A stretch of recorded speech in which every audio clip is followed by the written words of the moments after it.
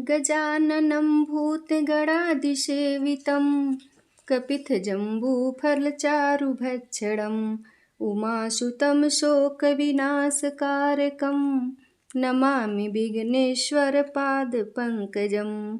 हरे कृष्णा। आप सभी बहनों को करवा चौथ की अनंत शुभकामनाएं। आइए सुनते हैं करवा चौथ व्रत की चारों कथाएं एक साथ। एक साहूकार था जिसके 7 बेटे और एक बेटी थी। सातों भाई व बहन एक साथ बैठकर भोजन करते थे। एक दिन कार्तिक की चौथ का व्रत आया तो भाई बोला कि बहन आओ, बहन भोजन करें। बहन बोली कि आज करवा चौथ का व्रत है, चाँद उगने पर ही खाऊंगी। तब भाइयों ने सोचा कि चाँद उगने तक बहन भूखी रहेगी, तो एक भाई ने दिया जलाया, दूसरे भाई ने छलनी लेकर उसे ढका और नकली चाँद दिखाकर बहन से कहने लगे कि चल चाँद उग आया है, अर्घ्य दे लें। बहन अपनी भाभीयों से कहने लगी कि चलो अर्घ्य दें, तो भाभियाँ बोली तुम्हारा चाँद उगा होगा, हमारा चाँद तो रात को उगेगा। बहन ने जब अकेले ही अर्घ्य दिया और खाने लगी तो पहले ही ग्रास में बाल आ गया, दूसरे ग्रास में कंकड़ आया और तीसरा ग्रास मुंह की ओर किया तो उसकी ससुराल से संदेशा आया कि उसका पति बहुत बीमार है, जल्दी भेजो। माँ ने जब लड़की को विदा किया तो कहा कि रास्ते में जो भी मिले उसके पांव लगना और जो कोई सुहाग का आशीष दे तो उसके पल्ले में गांठ लगाकर उसे कुछ रुपए देना। बहन जब भाइयों से विदा हुई तो रास्ते में जो भी मिला उसने यही आशीष दी कि तुम 7 भाइयों की बहन, तुम्हारे भाई सुखी रहें और तुम उनका सुख देखो। सुहाग का आशीष किसी ने भी नहीं दिया। जब वह ससुराल पहुंची तो दरवाजे पर उसकी छोटी ननद खड़ी थी। वह उसके भी पांव लगी तो उसने कहा कि सुहागिन रहो, सपूती हो। तो उसने यह सुनकर पल्ले में गांठ बांध दी और ननद को सोने का सिक्का दिया। तब भीतर गई तो सास ने कहा कि पति धरती पर पड़ा है, तो वह उसके पास जाकर उसकी सेवा करने के लिए बैठ गई। बाद में सास ने दासी के हाथ बची खुची रोटी भेज दी। इस प्रकार से समय बीतते बीतते मृगशीर की चौथ आई तो चौथ माता बोली करवा ले भाइयों की प्यारी करवा ले। लेकिन जब उसे चौथ माता नहीं दिखलाई दी तो वह बोली हे माता, आपने मुझे उजाड़ा तो आप ही मेरा उद्धार करोगी, आपको मेरा सुहाग देना पड़ेगा। तब उस चौथ माता ने बताया कि पौष की चौथ आएगी, वह मेरे से बड़ी है, उसे ही सब कहना, वही तुम्हारा सुहाग वापस देगी। पौष की चौथ आकर चली गई, माघ की चली गई, फागुन की चली गई, चैत बैसाख जेठ आषाढ़ श्रावण भादो की सभी चौथ आई और यही कहकर चली गई कि आगे वाली को कहना। असौज की चौथ आई तो उसने बताया कि तुम पर कार्तिक की चौथ नाराज है, उसी ने तुम्हारा सुहाग लिया है, वही वापस कर सकती है, वही आएगी तो पांव पकड़कर विनती करना। यह बताकर वह भी चली गई। जब कार्तिक की चौथ आई तो वह गुस्से से बोली भाइयों की प्यारी करवा ले, दिन में चांद उगानी करवा ले, व्रत खंडन करने वाली करवा ले, भूखी करवा ले। तो यह सुनकर वह चौथ माता को देखकर उसके पांव पकड़कर गिड़गिड़ाने लगी, हे चौथ माता, मेरा सुहाग तुम्हारे हाथों में है, अब आप ही मुझे सुहागिन करें। तो माता बोली पापिन हत्यारिन, तेरे पांव पकड़कर क्यों बैठ गई। तब वह बोली कि जो मुझसे भूल हुई उसे क्षमा कर दो, अब भूल नहीं करूँगी।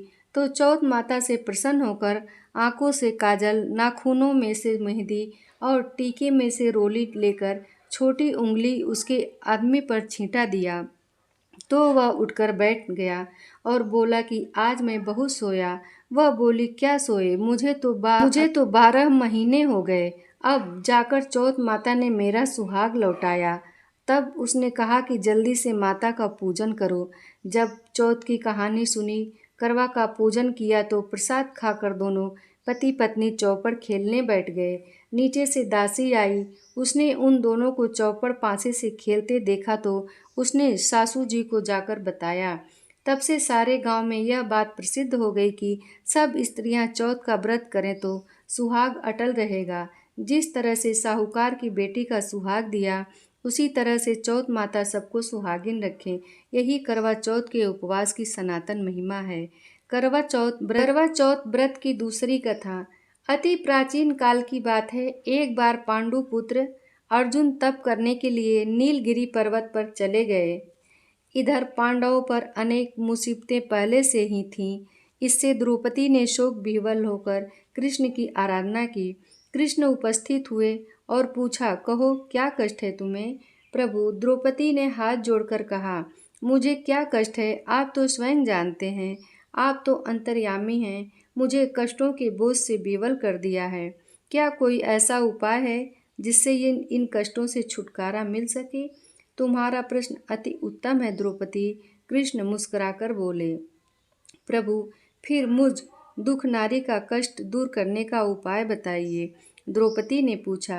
यही प्रश्न एक बार पार्वती जी ने शिव जी से कर दिया था। तब श्री शिव जी ने करवा चौथ का व्रत विधान बताया था। फिर प्रभु, करवा चौथ की जानकारी मुझे भी दीजिए और उसकी कथा कहिए। तब कृष्ण ने एक पल सोचने के बाद कहा, दुख सुख तो सांसारिक माना जाता है, प्राणी उसमें सदा ही लिप्त रहता है। मैं तुम्हें अति उत्तम करवा चौथ व्रत की कथा सुनाता हूँ, इसे ध्यान से सुनो। प्राचीन काल में गुणी विद्वान धर्मपरायण एक ब्राह्मण रहता था। उसके 4 पुत्र तथा एक गुणवती सुशील पुत्री थी। पुत्री ने विवाहित होकर चतुर्थी का व्रत किया, किंतु चंद्रोदय से पूर्व ही उसे क्षुधा ने व्याध कर दिया। इससे उसके स्नेही भाइयों ने छल से पीपल की आड़ में कृत्रिम चंद्रमा बनाकर दिखा दिया। लड़की ने अर्घ दे भोजन कर लिया। भोजन करते ही उसके पति की हृदय गति बंद हो गई। इससे दुखी हो उसने अन्न जल त्याग दिया। उसी रात्रि में इंद्राणी भू विचरण करने आई। ब्राह्मण पुत्री ने उससे अपने दुख का कारण पूछा। इंद्राणी ने बताया, तुम्हें करवा चौथ व्रत में चौथ दर्शन से पूर्व भोजन कर लेने से यह कष्ट मिला है। तब उस लड़की ने अंजलि बांधने विनय की, इससे मुक्त होने का कोई उपाय बताइए। इस पर इंद्राणी ने कहा, यदि तुम विधिपूर्वक अगली करवा चौथ का व्रत करो तो तुम्हारे पति पुनर्जीवित हो जाएंगे। कन्या ने ऐसा करने का वचन दिया तो उसका पति स्वस्थ हो गया। इस पर उस कन्या ने वर्ष भर प्रत्येक चतुर्थी का व्रत किया और अनंत अखंड सुहाग प्राप्त किया। श्री कृष्ण ने कहा, हे द्रौपदी, यदि तुम इस व्रत को करोगी तो तुम्हारे सभी संकट टल जाएंगे। इस प्रकार द्रौपदी ने यह व्रत किया और पांडव सभी क्षेत्रों में विजयी हुए। इस प्रकार सौभाग्य, पुत्र पौत्रादि और धन धान्य की इच्छुक स्त्रियों को यह व्रत विधि पूर्वक करना चाहिए। इस व्रत में भगवान शंकर की आरती की जाती है। करवा चौथ व्रत की तीसरी कथा। एक ब्राह्मण परिवार में 7 बहुएं थीं। 6 बहुओं के मायके वाले बहुत अमीर थे। इसी कारण ससुराल में उनका बड़ा मान था, परंतु छोटी के मायके में कोई न था। वह घर का सारा काम काज करती, सबकी सेवा करती, पर कोई भी उससे प्यार नहीं करता। सभी दुत्कारते रहते। तीज त्योहारों पर भी जब उसके मायके से कोई न आता तो वह बहुत दुखी होती। हर वर्ष की तरह इस वर्ष भी करवा चौथ का व्रत आया। अन्य बहुओं के मायके से उनके छोटे भाई करवा लेकर आए, पर छोटी के मायके में यदि कोई होता तो करवा भी लाता। सास भी छोटी को ही खरी खोटी सुना रही थी। वह दुखी हो घर से निकल पड़ी और जंगल में जाकर रोने लगी। एक नाग बहुत देर से उसका रोना सुन रहा। अंत में वह अपने बिल से निकल आया और छोटी बहू से पूछने लगा, बेटी क्या बात है, तुम रो क्यों रही हो? छोटी बहू बोली, आज करवा चौथ है, मेरा कोई भाई नहीं है। यदि मेरा कोई भाई होता तो आज जरूर करवा लेकर आता। नाग को छोटी बहू पर दया आई। नाग ने कहा, बेटी तुम घर चलो, मैं अभी करवा लेकर आता हूँ। थोड़ी देर बाद नाग ससुराल पहुँचा। ससुराल वाले इतना सामान देखकर चकित हो गए। सास भी प्रसन्न हो गई। सास ने प्रसन्न मन से छोटी बहू को नाग देवता के साथ भेज दिया। नाग देवता ने छोटी बहू को अपना सारा महल दिखाया और कहा, जितने दिन चाहो आराम से रहो, मन चाहा खाओ, मन चाहा पहनो, पर एक बात याद रखना, सामने रखी नाद कभी मत खोलना। छोटी बहू सारा समय महल में आराम से काटती, पर नात के बारे में उसकी उत्सुकता बढ़ती जाती। एक दिन जब घर में कोई न था, उसने नात को उठाकर देखा तो हजारों छोटे छोटे सांप के बच्चे इधर उधर रेंगने लगे। उसने जल्दी ही नात ढक दी।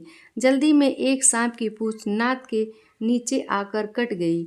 शाम को नाग के आने पर छोटी ने अपनी गलती स्वीकार कर ली। नाग ने भी उसे क्षमा कर दिया। जब छोटी ने ससुराल जाने की इच्छा की तो उसे धन रत्न आदि देकर विदा किया। छोटी के ससुराल में अब उसकी बड़ी इज्जत होने लगी। जिस सांप की पूंछ कटी थी उसे सभी बंडा कहकर तंग करते। एक दिन उसने अपनी माँ से पूछा कि मेरी पूंछ कैसे कटी है। माँ ने कहा कि छोटी बहू के नाद उठाने और जल्दी में रखने में तुम्हारी पूंछ कट गई। तो वह बोला, मैं छोटी से बदला लूँगा। माँ के बहुत समझाने पर भी वह एक दिन चुपचाप छोटी के घर जा पहुँचा और मौका पाकर उसने काटने की सोचने लगा। वहाँ छोटी बहू और उसकी सास में किसी बात पर बहस हो रही थी। तो छोटी कसम खा खा कर कह रही थी कि मैंने ऐसा नहीं किया। वह कह रही थी कि मुझे बंड भैया से प्यारा कोई नहीं है। उन्हीं की कसम खाकर कहती हूँ कि मैंने ऐसा नहीं किया। बंडा ने जब सुना तो सोचने लगा, जो मुझसे इतना प्यार करती है मैं उसे ही काटने आया हूँ। वह चुपचाप घर चला गया। माँ ने पूछा, ले आए बहन से बदला? वह कहने लगा, माँ बहन से कैसा बदला।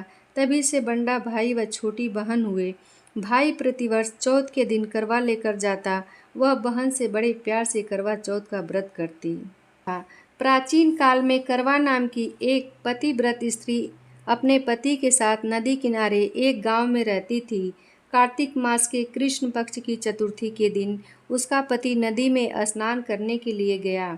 स्नान करते समय एक मगर ने उसका पैर पकड़ लिया।